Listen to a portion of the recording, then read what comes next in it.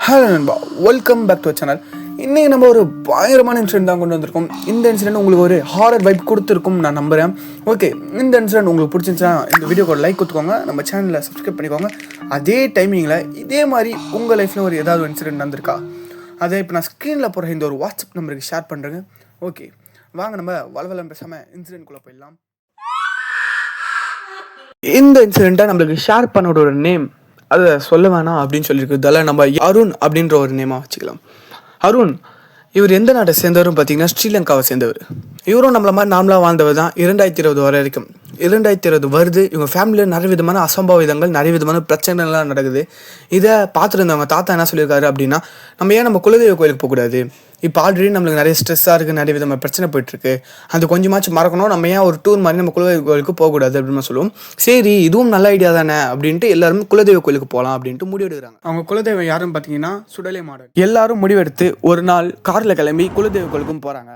அவங்க குலதெய்வ கோயிலுக்கு வந்ததுக்கப்புறம் சரி குலதெய்வ கோயிலுக்குள்ளே போகலாமே அப்படின்ட்டு எல்லாரும் அப்படின்னு பார்க்கும்போது எங்கேருந்தோ அந்த ஒரு பூசாரி என்ன சொல்லியிருக்காருன்னு பார்த்தீங்கன்னா, நீங்கள் காலை எடுத்து உள்ளே வைக்காதீங்க அப்படின்னு சொல்லியிருக்காரு. என்ன சொல்கிறீங்க சாமி, நாங்கள் எதுக்குள்ளே வரக்கூடாது அப்படின்னு கேட்கவும், இல்லை உங்களை பின்தொடர்ந்து ஏதோ ஒன்று வந்திருக்கு, நீங்கள் அதை ஃபஸ்ட்டு பார்த்துட்டு நீங்கள் உள்ளே வாங்க, நீங்கள் நேரத்தை ஓட்ட உங்களில் ஒரு உயிர் போகலாம் அப்படின்ற மாதிரி சொல்லுவோம். இவங்களுக்கும் பெரிய பயம். சாமி ஆல்ரெடி வீட்லேயே நிறைய விதமான பிரச்சனை நடக்குது, நீங்கள் சொல்கிறத பார்த்தா எங்களுக்கு ரொம்ப பயமாக இருக்குது, எங்களை எப்படியா காப்பாற்றுங்க சொல்லும் போது, இதில் என்னால் எதுவுமே பண்ண முடியாது, எனக்கு இந்த பேய்களை பற்றி எதுவுமே தெரியாது, நீங்கள் வேறு யார்கிட்டயா தான் போய் ஆகணும் அப்படின்ற மாதிரி அந்த பூசாரியும் சொல்கிறாரு. இது எல்லாத்தையும் கேட்டு அவங்க மனசுக்குள்ள ஒரு பெரிய பாரத்தோட அவங்க அந்த கோயிலை விட்டு வீட்டுக்கும் வராங்க. வீட்டுக்கு வந்துட்டு இப்போ நம்ம என்ன பண்ணுறது, யார் நம்மளை காப்பாற்றுவாங்க அப்படின்ற ஒரு பயத்துலையும் அழுகையிலையும் அந்த ஒரு நாள் ஓடுது. அதுக்கப்புறம் அவங்க தாத்தா என்ன சொல்கிறாருன்னு பார்த்தீங்கன்னா, எனக்கு ஒரு நம்பூதிரி தெரியும், நம்ம அவர்கிட்ட போகலாம், அவர்கிட்ட போனதுக்கு ஏதாவது ஒரு தீர்வு கிடைக்கலாம் அப்படின்ற மாதிரி சொல்கிறாரு. இவங்களும் தாத்தா சொன்ன அந்த நம்பூதிரியை பார்க்க போகிறாங்க.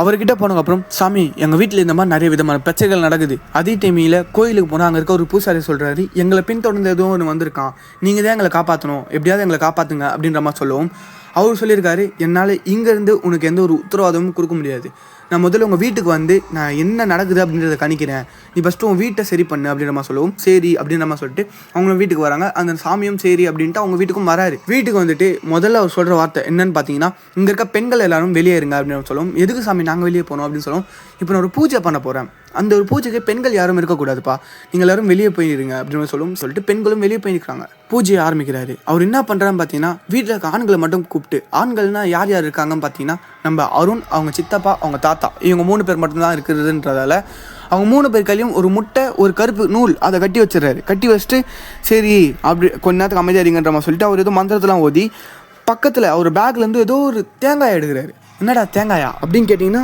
ஆமாம், ஒரு தேங்காயை எடுத்து அவர் உள்ளங்கையில் வச்சு எல்லாரும் அவங்கவுங்க எச்சில் இதில் துப்புங்க அப்படின்னு நம்ம சொல்கிறாரு. சரி சாமியார் இவ்வளோ சொல்கிறாரு அப்படின்ட்டு அவங்களும் துப்பிட்டக்கப்புறம் கொஞ்ச நேரம் கழிச்சு அந்த தேங்காய் அப்படியே சுற்ற ஆரம்பிக்குது. எந்த ஒரு அதுவாக தேங்காவே அப்படி சுற்றுறதை பார்த்து எல்லாரும் ஒரு பயத்தில் என்னடா அது சுற்றுது அப்படின்னு பார்க்கும்போது அது இவங்க வீட்டு பின்பகுதியை பாயிண்ட் அவுட் பண்ணிவிட்டு அப்படியே நிற்குது. இப்போ இந்த சாமியார் சொல்கிறாரு, நம்ம இப்போ அங்கே தான் போய் ஆகணும், எல்லாரும் வாங்க அப்படின்னு சொல்லிட்டு 11 மணி போக எல்லாரும் அந்த காட்டுக்குள்ளே போகிறாங்க. அந்த காட்டுக்குள்ளே போயிட்டே இருக்கும்போது ஒரு குறிப்பிட்ட இடத்துக்கு வந்ததுக்கப்புறம் அந்த தேங்காய் விட்டதை பார்த்து எழுந்துக்குது. இதை பார்த்து அந்த சாமியாரே ஒரு பயத்தோட இந்த இடத்த பாயிண்ட் அவுட் பண்ணுங்க அப்படின்ற மாதிரி சொல்கிறாரு. சரி ஒரு பெரிய கல்லை அந்த இடத்துல வச்சு பாயிண்ட் அவுட் பண்ணிவிட்டு எல்லாரும் திருப்பி வீட்டுக்கு வராங்க. அப்போ அந்த சாமியார் சொல்கிறாரு, விஷயம் நான் நினச்சது ரொம்ப பெருசாக இருக்குது, என்னால் இப்போ எந்த ஒரு உத்தரவாதமாக கொடுக்க முடியாது, நம்மளுக்கு வேறு வழி இல்லை, நம்ம வந்து வளர்பிறை சனி வரைக்கும் தான் வெயிட் பண்ணி ஆகணும், வளர்பிறை சனி வரட்டும், நான் என் குழுவோடு வரேன், அது வரைக்கும் நைட்டு யாரும் வீட்டை விட்டு வெளியே வராதிங்க, நான் உங்கள் வீட்டை சுற்றி கட்டு போட்டு போகிறேன் அப்படின்ற மாதிரி சொல்லிட்டு அவரும் போகிறாரு. இது மாதிரி சொல்லிட்டு அவர் போயிட்டு அடுத்த நாள் நைட்டு அவங்க வீட்டை சுற்றி யாரோ ஒருத்தவங்க ஓடுற மாதிரி ஒரு சவுண்டு கேட்டிருக்கு. இவங்க வீட்டாளுங்க எல்லாருக்குமே வந்து ஒரு பயம், ஐயோ நம்ம வீட்டாளுங்க தான் யாரோ ஒருத்தவங்க வெளியே போயிட்டாங்க போல், என்னடா வீட்டை விட்டு யாரோ வெளியே போகக்கூடாதுன்னு சொன்னாங்களே நைட் டைமில், யார் வெளியே போனது அப்படின்ட்டு எல்லாரும் வெளியே போகலாம் அப்படின்னு பார்க்கும்போது இவங்க தாத்தா தடுத்துட்டு எங்கே போகிறீங்க அப்படின்னு கேட்கும். இல்லை வீட்டில் வந்து யாரோ ஒருத்தவங்க வெளியே போயிட்டுருக்காங்க, நம்ம அவங்க கூப்பிட்டு வந்துடலான்னு சொல்லுவோம். வீட்டிலேருந்து யாருமே வெளியே போகல, இப்போ சுற்றி பாரு யார் இங்கே வெளியே போயிருக்கா அப்படின்னு கேட்கும். எல்லோரும் பார்த்துருக்காங்க, ஆமாம் வீட்டிலேருந்து யாருமே வெளியே போகல, அப்போ வெளியே யார் இருக்கா அப்படின்னு கேட்கும். வெளியே அதெல்லாம் பார்க்காதீங்க, பக்கத்து வீட்டு ஆளுங்களாம் இருப்பாங்க, நீங்கள் உள்ளே வாங்க அப்படின்னு சொல்லுவோம். என்னடா பார்க்கும்போது திருப்பி ஏதோ ஒரு சவுண்டு, ஏதோ ஒரு விஸ்பரிங் சவுண்ட் கேட்டிருக்கு. அந்த மாதிரி ஒரு சவுண்டு கேட்டு அந்த ஒரு சவுண்டு கேட்டு சரி ஜன்னல்லையாவது பார்ப்போமே அப்படின்றது ஜன்னலை திறந்து பார்த்தா இவங்க காட்டுக்குள்ளே போயிட்டு வந்தாங்களே அந்த இடத்துல கரெக்டாக ஏதோ ஒரு கருப்பான ஒரு சகப்பு கண்களோட இவங்களை பார்த்துருக்கு. அந்த பார்த்த பார்வை கோரமாகவும், என்னையே வாடா கண்டுபிடிக்கிறீங்க, உங்களை நான் என்ன பண்ணுறேன்னு பாருங்கன்ற மாதிரி ஒரு வெறியோட பார்த்ததா அந்த ஒரு பார்வையை பார்த்து எல்லாமே மறந்துருக்கு. ஒன்று கேட்டிங்கன்னா அந்த ஒரு பார்வையை அருண் பார்க்கல, அவங்க கூட இருக்க எல்லாரும் தான் பார்த்துருக்காங்க. அருண் கிட்ட அப்படி சொன்னது அருண் நம்ம கிட்ட சொல்லியிருக்காரு. ஓகேங்களா, இந்த மாதிரி ஒரு வெறியோட ஒரு பார்வையோட ஒரு உருவம் பார்த்தா அவங்களோட மைண்ட் செட் எப்படி இருக்கும்? உங்களால தூங்க முடியுமா? ஆனா ஏதோ ஒரு காரணத்தால அதால வீட்டுக்குள்ள வர முடியல அப்படின்றது மட்டும் எல்லாருக்கும் புரியுது. இந்த மாதிரி இவ்வளோ நடந்தும் அடுத்த நாள் நைட்டாவது நம்மளால தூங்க முடியுமா அப்படின்னு பார்த்தா அப்பயும் வாய்ப்பு இல்லை, நான் வருவேன் அப்படின்ற மாதிரி அடுத்த நாள் நைட்டுமே அந்த உருவம் வருது. இந்த தடவை ஓடலாம் இல்லை, ஒரு கோரமான ஒரு அழுகை சத்தம். அந்த சத்தத்தை கேட்கும்போது ஒரு மாதிரி உடம்புல சிலிர்த்து விட்டுற முறையில் ஒரு கோரமான ஒரு அழுகை சத்தம் கேட்குது. முக்கியமாக அந்த ஒரு சத்தம் காதையை வலிக்கிற அளவுக்கு, அதாவது காதையை கிழிக்கிற அளவுக்கு ஒரு பயங்கரமான சத்தம் அப்படின்ற மாதிரி சொல்லியிருக்காங்க. அந்த ஒரு சத்தத்தை கேட்டு இன்றைக்கும் நம்மளால தூங்க முடியாது அப்படின்றது உறுதியாச்சு. சரி, நம்ம எல்லாரும் ஒன்றா வச்சிருக்கலாம் அப்படின்ட்டு எல்லாரும் ஒன்றாவும் பயத்தோடவும் அந்த ஒரு 5 நாளை கழிக்கிறாங்க. இதே போல் அவங்களோட ஒவ்வொரு நாளும் மோசமாகவே போகுது. அதே டைமில் அந்த வளர்ப்பிலே சனி அந்த ஒரு நாளும் வருது. சொன்ன மாதிரியே அந்த ஒரு மந்திரவாதியும் அவங்களோட குழுவோடு வராரு. இப்போ வந்த அந்த மந்திரவாதி ஒரு வார்த்தை கூட எங்கள் குடும்பத்தில் யாருக்குமே பேசாமல் ஸ்ட்ரைட்டாக அந்த காட்டுக்குள்ளே தான் போகிறாரு. அந்த காட்டுக்குள்ளே போயிட்டு இடத்த எல்லாத்தையும் சுத்தம் செஞ்சுட்டு ஒரு பூஜைக்கான வேலைகளை ஆரம்பிக்கிறாரு. அங்கே பூஜையை ஆரம்பிச்சு கொஞ்ச நேரம் போக போக அந்த மந்திரவாதி மந்திரத்தை ஓதிட்டேன்ட்டு கொஞ்ச நேரம் கண்ணை திறந்து என்ன சொல்றாரு அப்படின்னா, அவங்க பாயிண்ட் அவுட் பண்ணியிருப்பாங்களே, ஒரு வாட்டி சொல்லியிருப்பேன், ஒரு பாயிண்ட் அவுட் பண்ணாங்க ஒரு கல்லை வச்சு அப்படின்ட்டு. அந்த இடத்த ஒரு 8 அடி பள்ளத்தை தோண்ட சொல்லியிருக்காரு. என்ன 8 அடி பள்ளம் தோண்ட சொல்றாங்க அப்படின்ட்டு அருண், அவங்க சித்தப்பா, அவங்க தாத்தா எல்லாம் ஒரு கன்ஃபியூஷன்ல பார்த்துருக்கும் போது கொஞ்ச நேரத்தில் அவங்க முகத்தையும் வந்து சுழிக்க வைக்கிற மாதிரி ஒரு விஷயத்த பார்க்குறாங்க. ஒரு மனுஷனோட எலும்பை தான் அந்த இடத்துல பார்க்குறாங்க. அதாவது ஒரு கோரமாக, இந்த மாதிரி ஒரு கோரமான விஷயத்தை யார் இவங்க குடும்பத்துக்கு பண்ணியிருக்காங்க அப்படின்னு தெரியல. ஆனால் ஒரு மனுஷனோட பிணத்தை வச்சு ஒரு ஆத்மாவை கட்டி இவங்க மேலே ஏவி விட்டுருக்காங்க. போன வாட்டி அந்த மந்திரவாதி அதை சொல்லலை காரணத்தால் அவங்க சொல்லாமல் இப்போ வந்தோடனே தான் இது எல்லாத்தையும் சொல்கிறாரு. இந்த மாதிரி ஒரு பணத்தை வச்சு இந்த மாதிரி ஒரு ஏவலை ஏவிட்டுருக்காங்க நம்ம சொல்லுவோம். இவங்களாம் ஒரு பயத்தோட அந்த பணம் ப்ளஸ் அந்த அதில் கூடிய ஒரு தகுடம் இருக்குது போல், அந்த தகுடத்தையும் சேர்த்து பார்த்துன்னே இருந்திருக்காங்க. இப்போ என்னாச்சுன்னு தெரில, இந்த மந்திரவாதியும் ரொம்ப சவுண்டாகவே அந்த ஒரு மந்திரத்தை ஓத ஆரம்பிக்கிறாரு. ஏன் இப்படி ஓதுறாருன்ட்டு இவங்க யாருக்குமே எதுவுமே புரியல. என்னன்னு பார்த்தா ஒரு சத்தம், ஒரு அழுகை சத்தம். என்ன சத்தம் பார்த்தீங்கன்னா, அன்னைக்கு நைட், அதாவது இந்த 3 நாளுக்கு முன்னாடி 2வது நாளில் ஒரு சத்தம் கேட்டிருக்கும், ஒரு கோரமான அழுகை சத்தம். அதே சத்தத்தை இந்த காட்டுக்குள்ளே எங்கேயோ கேட்குறாங்க. அருணுக்கு வந்து என்னதான் ஒரு பயம் இருந்தாலும் ஒரு க்யூரியாசிட்டியால் சரி எங்கே அந்த சத்தம் வருது அப்படின்னு தேடி தேடி பார்த்து ஒரு இடத்த பார்க்குறாரு. அந்த இடத்துல ஒரு குள்ளமான ஒரு உருவம், ரொம்ப கோரமாகவும் கண்கள்லாம் வந்து சிவப்பாக பயமுற்ற ஒரு வகையிலையும், அதாவது அவர் சொன்ன இதில் வந்து குள்ளமாக கருப்பாக ஒரு மாதிரி எரிஞ்ச மாதிரி ஒரு உருவத்தை பார்த்துருக்காங்க. அதனால தான் போன வாட்டி கூட அந்த ஒரு உருவம் கருப்பாக மட்டுமே தெரிஞ்சுது. புரியுதுங்களா?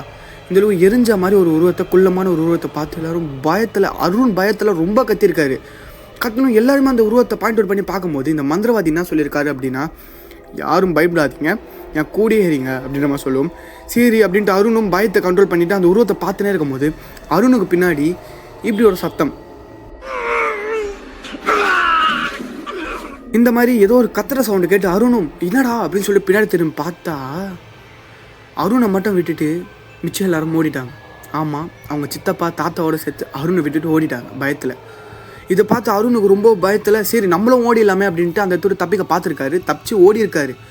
ஓடுனா பாதி தூரம் போனோடனே அருணோட முதுகில் யாரோ ஒருத்தவங்க வேகமாக அடித்த மாதிரியும் அருண் அங்கேயே மயக்க போட்டு விழுந்துட்டுருக்காரு. டைமும் போது அதிகாலை 4 மணி வந்தோடனே அவங்க ஃபேமிலியில் இருக்க எல்லாருமே வந்து அருணை கண்டுபிடிச்சி காப்பாற்றிடுறாங்க.